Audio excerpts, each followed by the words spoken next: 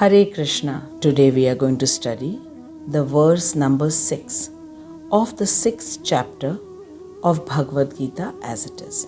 And the name of this chapter is Dhyan Yog. Yog means to establish connection, and Dhyan means to establish connection through the process of Dhyan or meditation. For meditation, mind is the most important factor, and for this reason, mind has been mentioned here as Atma, just to make us understand the importance of mind in the process of Dhyan Yoga. In the previous verse, Krishna said that a man must deliver himself from the material world through mental detachment and not allow the mind to degrade him. For the mind is simultaneously one's friend and also one's own enemy.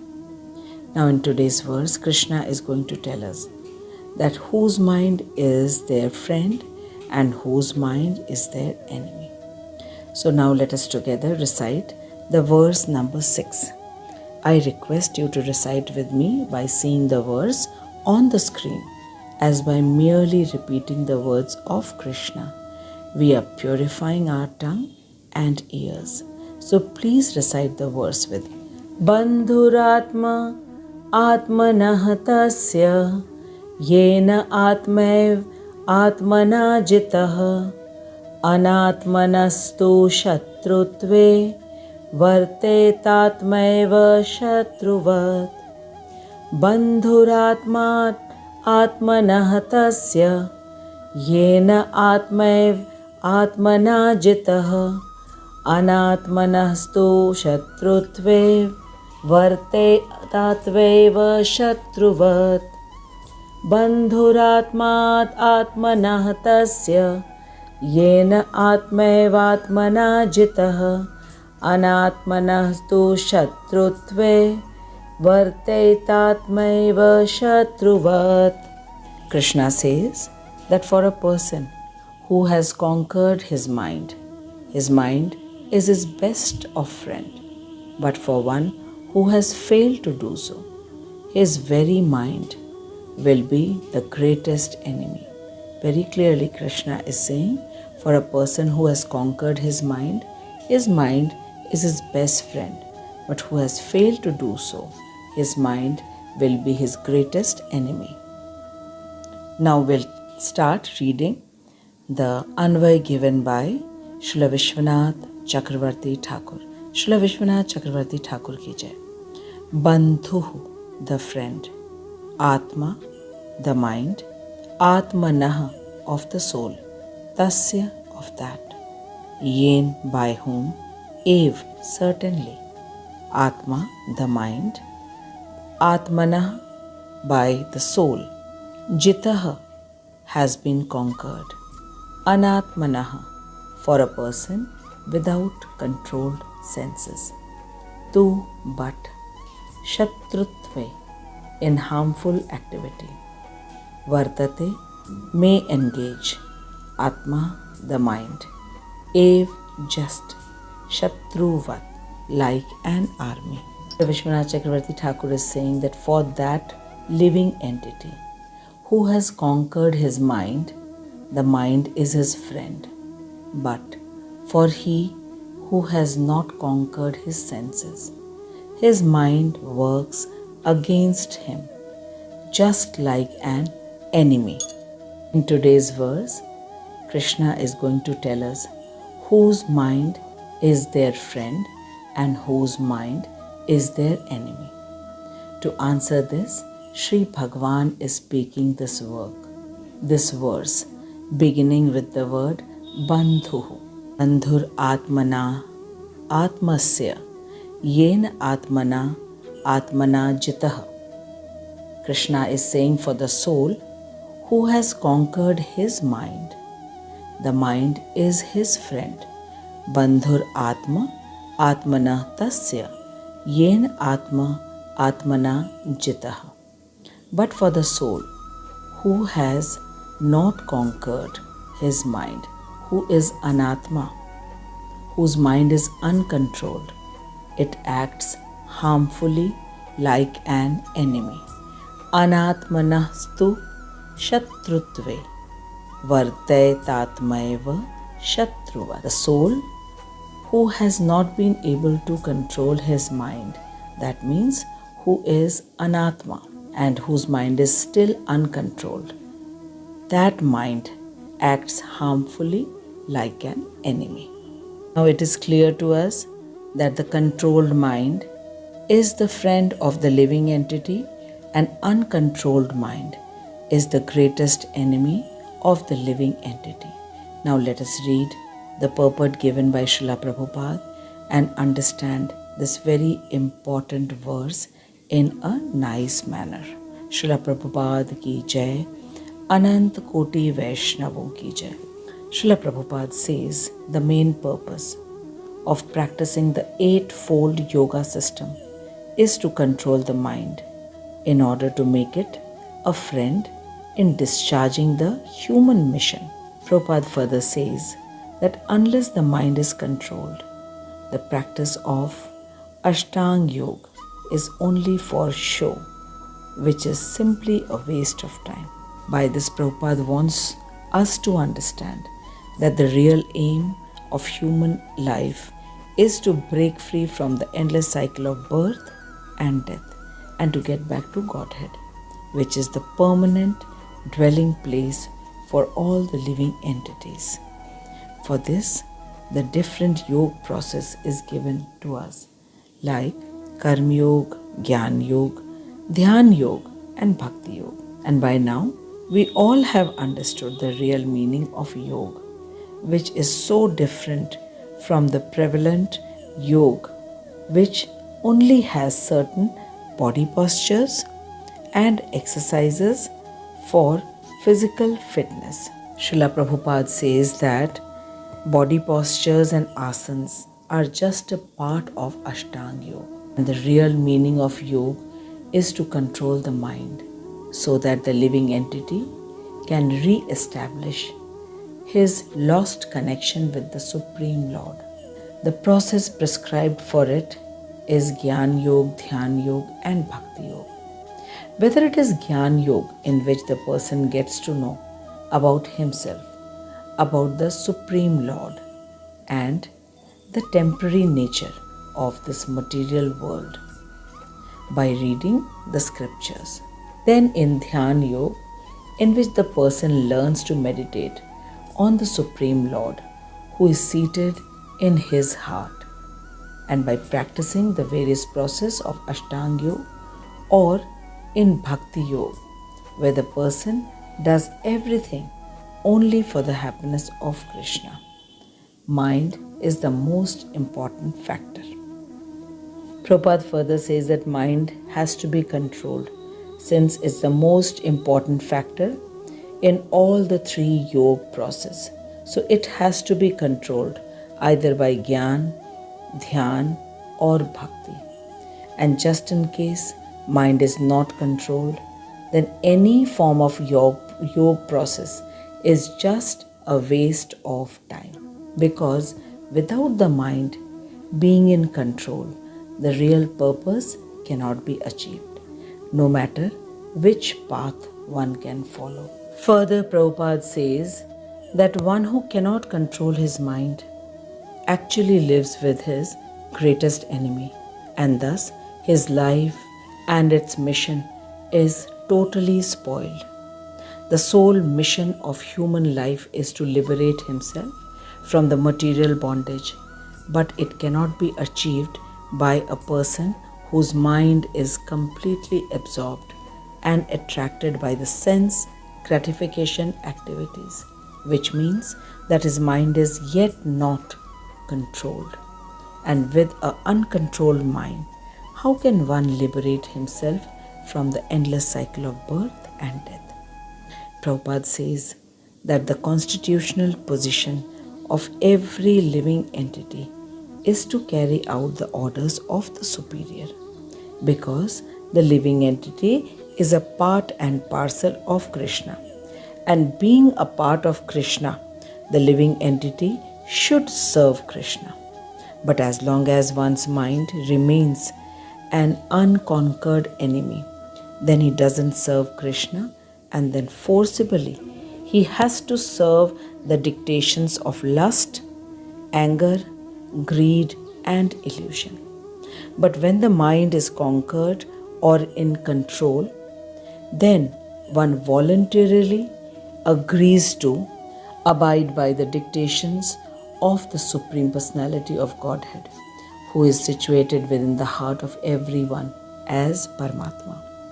Prabhupada says that the real yoga practice entails the practitioner meeting the Paramatma who resides within the heart, and then by following his dictation to get liberated from the material world, which is like a cage. The living entity is a spirit soul, but has somehow fallen from the spiritual world to this material world and is now encaged in the material body and is facing all kinds of problems, difficulties, and sorrows. And the root cause of all the problems and sufferings is one's own mind. In the lower species, one can't help it. But once the living entity is in the human form of body, then he has all the facilities to stop the endless cycle of birth and death and get back to his original, permanent home, that is, the spiritual kingdom of Golok Vrindavan Dham. But this depends on the mind of a person. If the mind is properly educated and trained, either by Gyan Yoga, Dhyan Yoga, or Bhakti Yoga process, then his mind is his friend. But if the mind is not conquered, then the same mind can become the greatest enemy. And this is said so because the mind will be the cause of his downfall in lower species. Srila Prabhupada says that a living entity gets a human form of body after many births and deaths, and by traveling in the lower species of life, which means that a person has crossed so many species like that of water beings, birds, crawling insects, reptiles, plants and trees, four-legged animals, and then a living entity gets the highest form of body of a human being. And after getting the human body, which is the most advanced in all the terms, and still if he only indulges in the four things which is common in all the 84 lakhs of species, that is, eating, sleeping, mating, and defending one's own body, then it is very evident that his mind is not in control. And when the mind is not in control, then it is as good as living with the worst enemy, because an uncontrolled mind doesn't have any interest in knowing who is God, who is he himself, and what is his relationship with the Supreme. Srila Prabhupada says that the uncontrolled mind wishes only to indulge in all kinds of sense gratification activities, which leads a person to downfall in the lower species of life. Prabhupada says that we fear the outside enemy, who may be in the form of a person, animal, or any disease, but we seem not to have sufficiently feared by the uncontrolled mind, who constantly drags the living entity to all the directions and does not let to concentrate and meditate on the Supreme God, who is residing in everyone's heart. Srila Prabhupada says that the uncontrolled mind is such an enemy who is in the disguise of a friend, and the living entity has no idea about the damage that can be caused by an controlled mind. This is why Krishna is cautioning all of us so that we are vigilant about our mind. To monitor our own mind, we need to see the thoughts which keep coming in the mind like the rising waves in an ocean. Dhyan Yoga teaches the person to control and concentrate the mind on the Supreme Lord who is present in the heart of everyone as Paramatma. But the process of Dhyan Yoga is not so easy, and specifically in the age of Kali Yuga, where the span of concentration and attention is so weak. But for us, we are the practitioners of Bhakti Yoga. It's very simple for us. We just need to engage all our senses in the loving service of Krishna, and then Krishna will himself control our mind because he is Rishikesh. This way for us, as we are the practitioners of Bhakti Yoga, it's quite simple for us in comparison to Gyan and Dhyan Yoga. We have several times discussed about the example of Rishi Vishwamitra and Haridas Thakur. Rishi Vishwamitra practiced Ashtanga Yoga for 60,000 years and still had a fall down from his exalted position because he tried controlling his mind and senses artificially and by not engaging his senses in the service of Krishna. And Haridas Thakur was not at all affected, agitated by the presence of the prostitute who had come to lure him with her physical charm and beauty. Rather, the prostitute herself got transformed into a pure devotee of the Lord. So it's very clear and evident that which path should be followed by a sensible person to control his mind. Srila Prabhupada says that an uncontrolled mind is dangerous like a vehicle which doesn't have brakes. An uncontrolled mind is really dangerous. It's just like a vehicle which doesn't have brakes because it will never reach the person to its desired destination. Similarly, the ultimate goal and destination of a human life is to come out from the endless cycle of changing body life after life. Prabhupada says that when a person has to change his clothes many times, maybe for an occasion or an event, then he becomes so tired. But we seem not to realize that changing of different body and getting into different sorts of body is not a very happy thing at all. It's like changing the rented house one after the other. And all this is so unpleasant and troublesome. Some way, changing one body after the other is also not a very wise thing for the spirit soul. Srila Prabhupada says, like changing the rented house is not a very pleasant thing. In the same way, changing one body after the other is also not a very wise thing for the spirit soul. This is why when the spirit soul gets a human form of life, it is a rare opportunity for him to end this painful cycle. And for this reason, Krishna himself came and gave us Bhagwat Gita and sent Srila Prabhupada to give us Bhagwat Gita as it is, so that we listen to Krishna, control our mind and liberate ourselves from this endless ocean of birth and death. Now I am sure that we have properly understood that whose mind becomes friend and whose mind becomes the most dangerous enemy. Prabhupada says that Krishna has given us the best solution to control the rebellious mind. In chapter number 2, verse number 59, Krishna says, Vishaya vinivartante niraharasya dehinah rasvarjam rasopyasya param drishtva nivartate.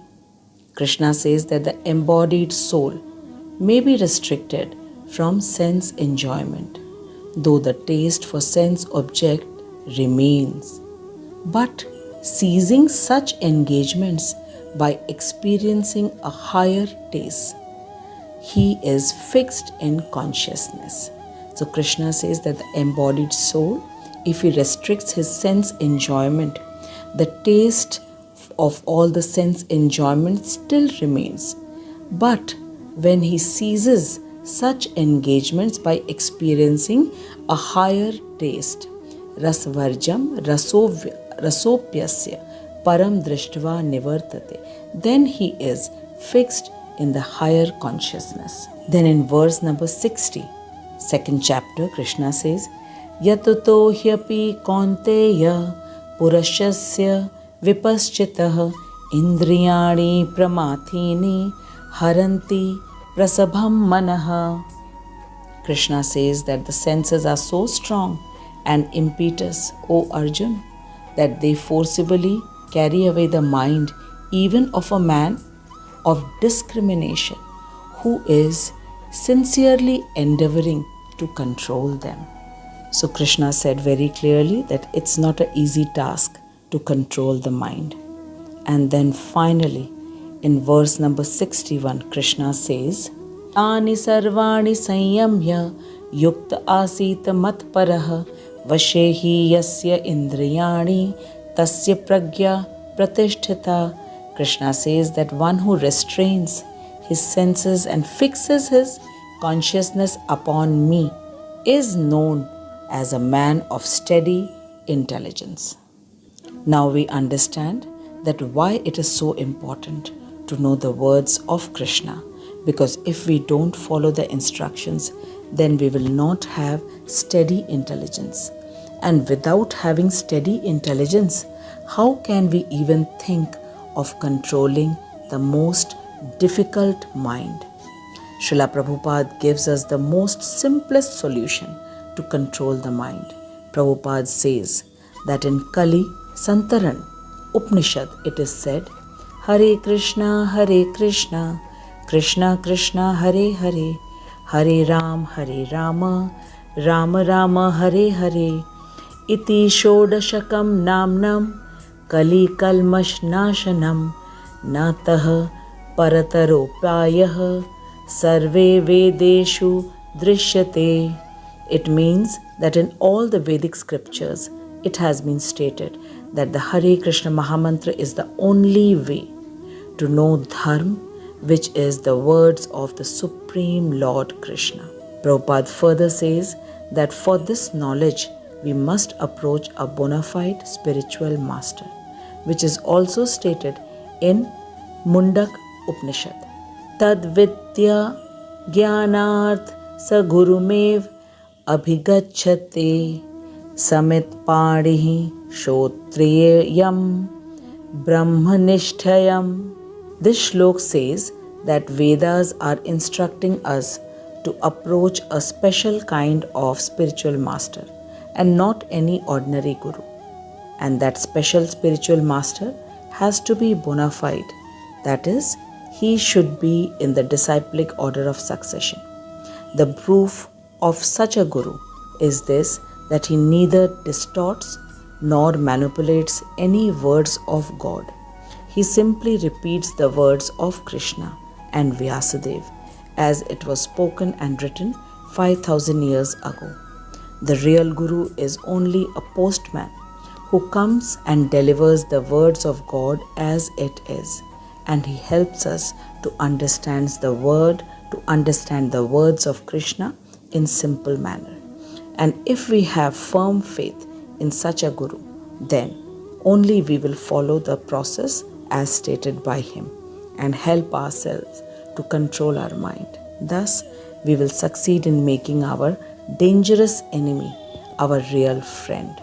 And by making our mind our friend, we can really achieve the ultimate purpose of human life, that is, to liberate ourselves from the birth and death cycle, and by saving ourselves to fall down in the lower species.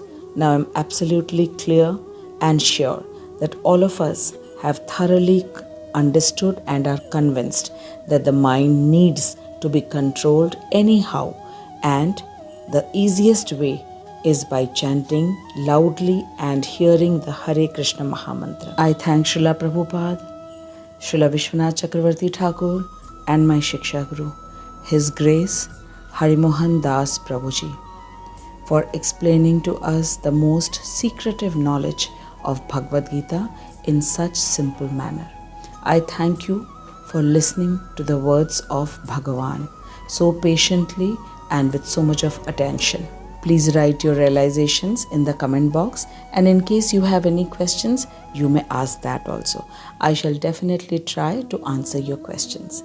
Now, in the next verse, we will get to know where Krishna says that a person who has conquered his mind, the supreme soul, he has already reached. Means, one who has conquered the mind, he has already reached to the supreme soul and he has attained tranquility. For such a person, happiness and distress, heat and cold, honor and dishonor are all the same. So it's going to be very, very interesting for each of us to know. So we shall meet next week. Until then, keep chanting the Hare Krishna Maha Mantra and be happy.